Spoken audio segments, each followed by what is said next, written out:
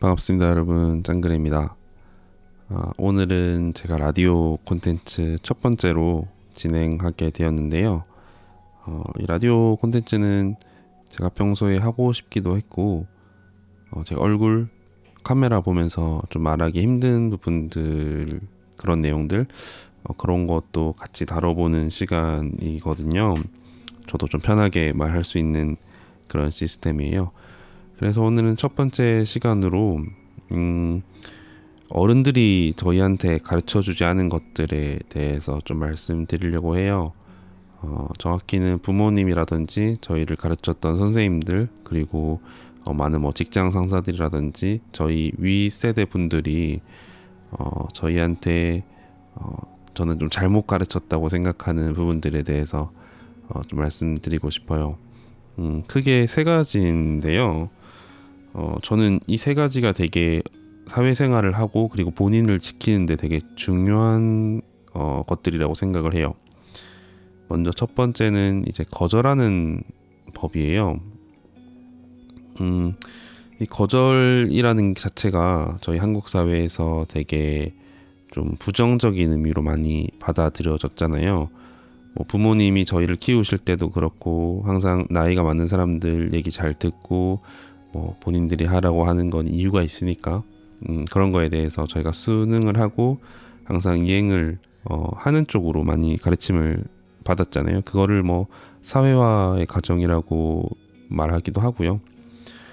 그런데 최근에 이제 저희 90년대생들이 직장에 많이 들어오고 정말 이제 사회 초년생으로서 생활을 하는 것을 보면 굉장히 많이 심적으로 힘들어 하거든요. 저도 그랬고요.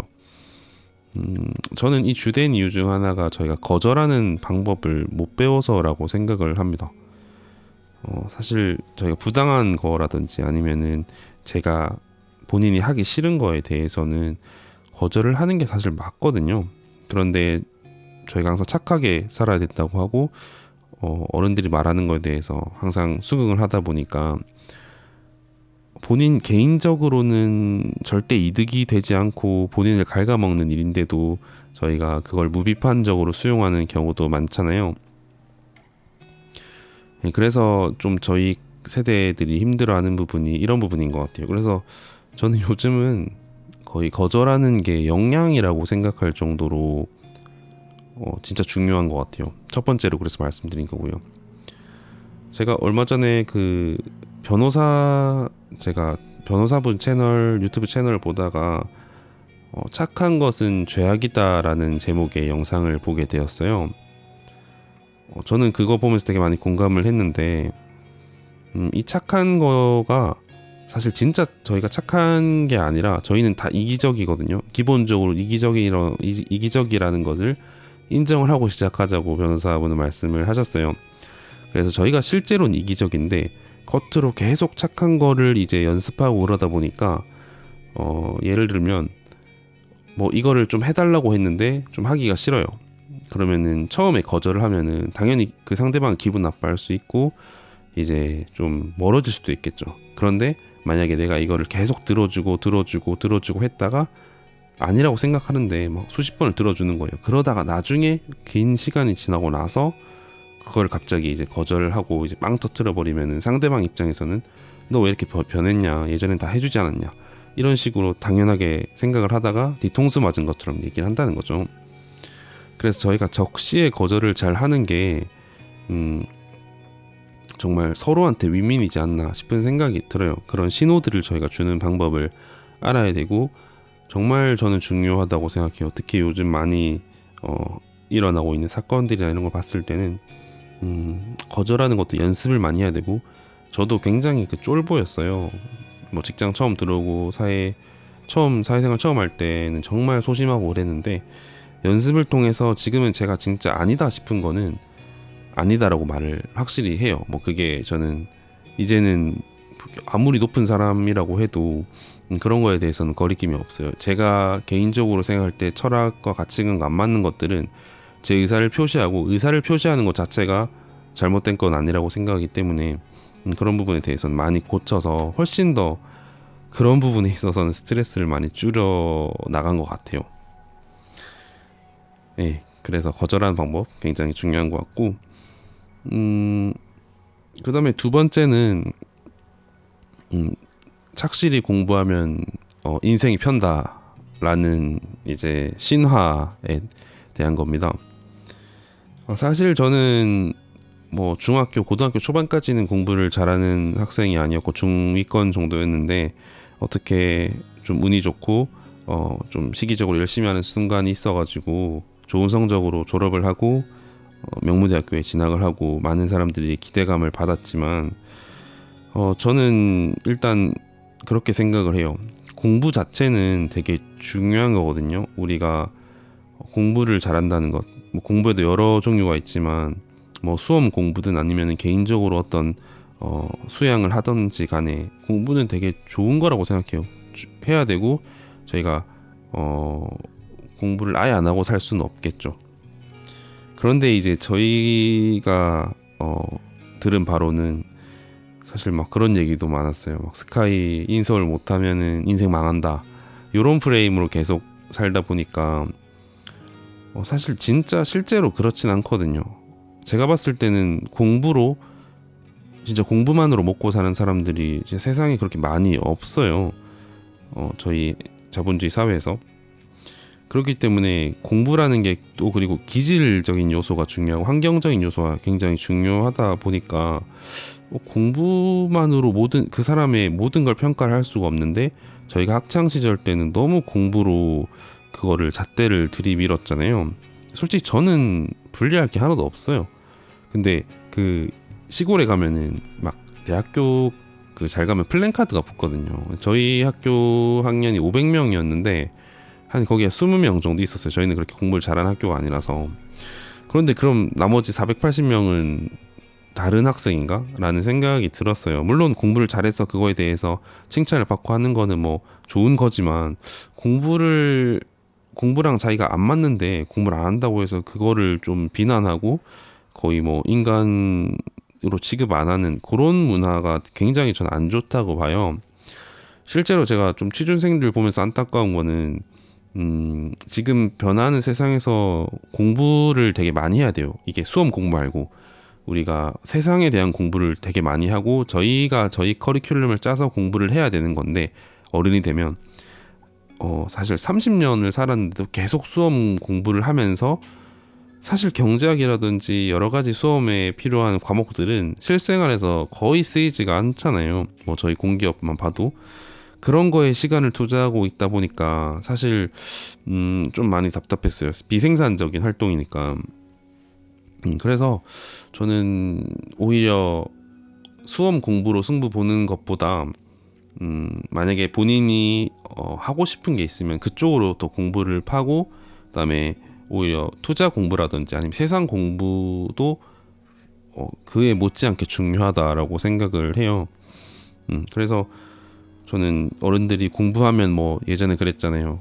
뭐 배우자 얼굴이 바뀐다 뭐 이렇게 얘기하는데 굉장히 제한적으로 맞는 말이고, 그래서 만약에 저는 제가 자녀를 낳으면 물론 수험이나 이런 뭐 학벌 이런 것도 중요할 수 있지만, 아마 근데 그 시기에는 안 중요할 것 같긴 한데, 우리가 어떻게 주체적으로 살아가고 자기 주도적으로 공부를 할 수 있는 커리큘럼을 짜고 그 의지를 만들어내는 거에 대해서 좀 가르칠 것 같아요.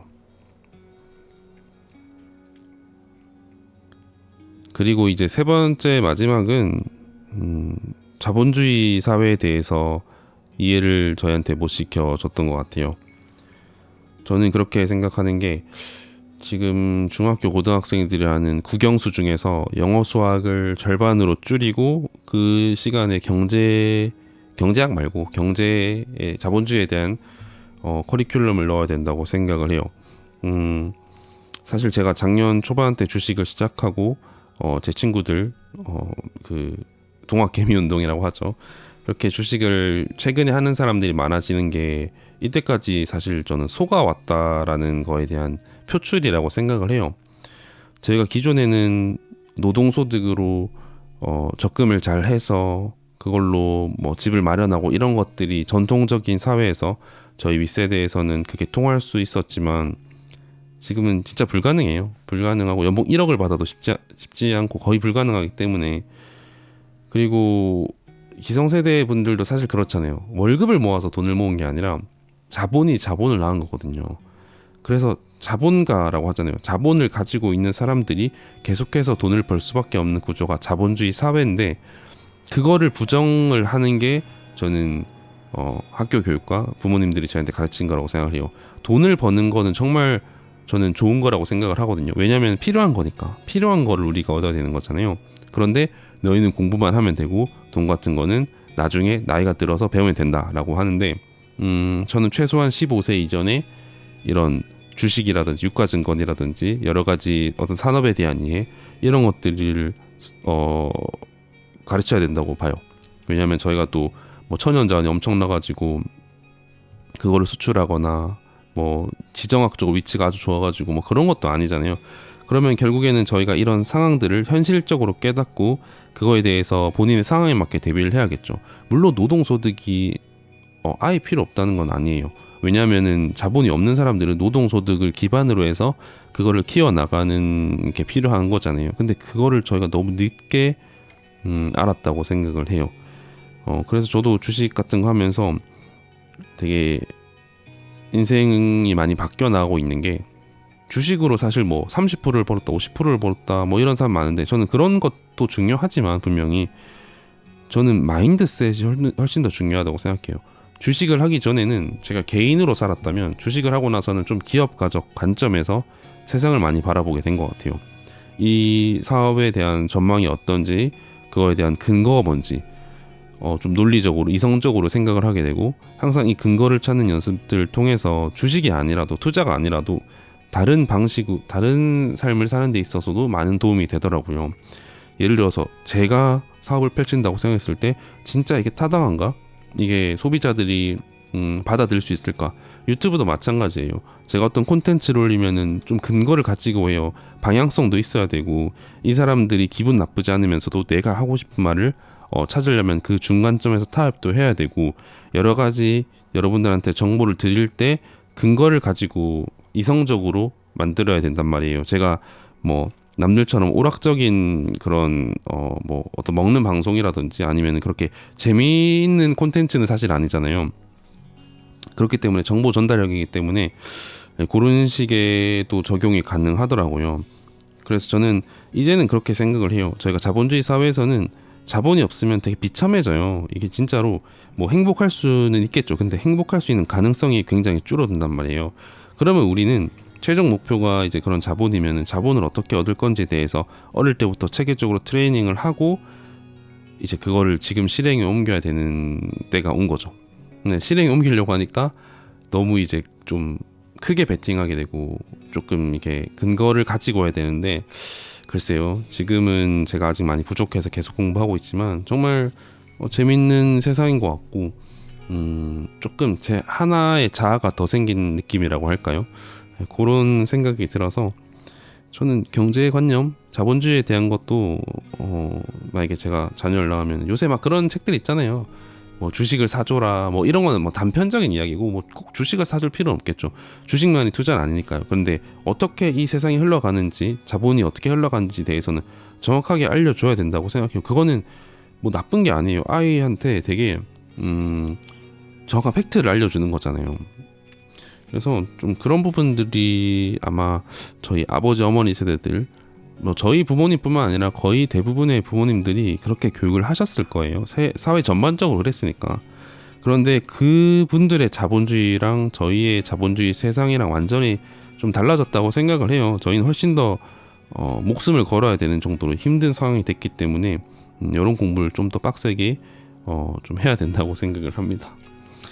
예, 그리고 좀 추가적으로 말씀드릴 거는, 어른들이 저희를 가르칠 때 당위성으로 말을 많이 해요. 예를 들어서 너희가 공부를 해야 돼, 그다음에 너희가 뭐 이런 역할을 해야 돼, 아니면 이런 방향으로 가야 돼, 이렇게 당위적으로 얘기하는 경우가 많아요. 근데 이 앞서 제가 말씀드린 모든 것들도 이런 당위적으로 얘기했기 때문에 저희는 납득을 하기 힘든 거예요. 아이를 가르칠 때 넌 이거 해야 돼, 아이는 되게 질문이 많은 그 나이예요. 그래서 막 이렇게 귀찮게 하잖아요. 근데 그런 것들을 무시하고 무조건 이거 해야 돼라고 했을 때 아이는 되게 당황을 하고 그거에 대해서 합리적으로 이해를 못한 채 꾸역꾸역하게 된다는 거죠. 근데 대부분 저희가 그렇게 교육을 받은 거는 그렇게 당위적으로, 교사분들도 그랬잖아요.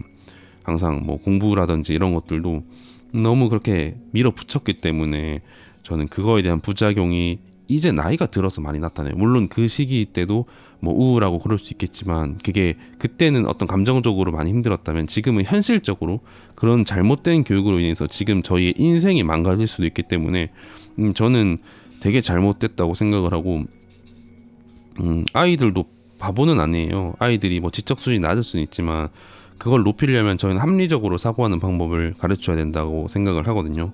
그래서 이런 당위성 조금 아쉬운 것 같아요. 예를 들어서 손흥민 선수가 진짜 대단한 게, 저는 손흥민 선수보다 대단한 게 손흥민 선수 아버지 손웅정님인가요? 그분이 훈련을 완전히 똑같이 같이 하더라고요. 그러니까 손흥민이 힘들어도 막 힘들어 이렇게 할 수가 없는 게 아버지도 똑같이 하거든요. 그분은 그렇게 생각하신 거예요. 내가 할 줄 알아야지 이 얘를 가르칠 수 있다. 내가 같이 노력을 하는 모습을 보여줘야 된다.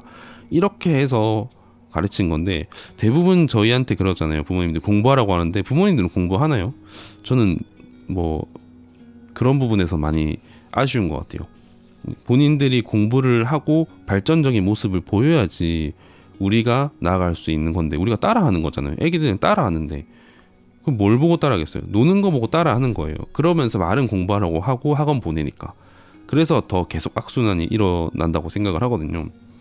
그래서 이런 당위적인 부분에 대해서는 되게 많이 수정이 돼야 된다고 생각하고, 저는 앞으로 자녀들 교육하거나 이럴 때 좀 잘하고 싶어요.